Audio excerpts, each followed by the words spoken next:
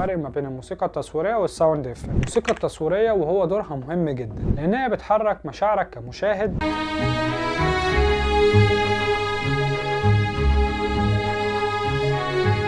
مكانها في المشهد بتكون في الخلفية وبتكون دايما مستمرة.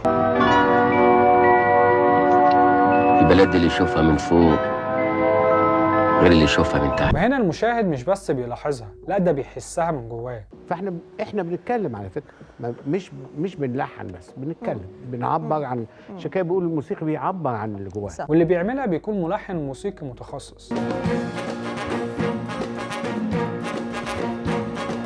ونيجي بقى للساوند افكت، وهي الاصوات الواقعيه او الاصطناعيه اللي بتدعم الحركه او البيئه. هدفها الرئيسي ان هي بتدي اضافه واقعيه زي الخطوات او الانفجار. موقعها في المشهد بيكون مرتبط بلقطه او بحركه معينه، المشاهد بياخد باله منها عشان هي بتكون ماشيه مع الاحداث. نيجي بقى للي بينفذها، ودي حاجه مهمه جدا. عندك طريقتين ممكن تجيب بيهم الساوند افكت. اول حاجه ممكن تسجلها وانت شغال،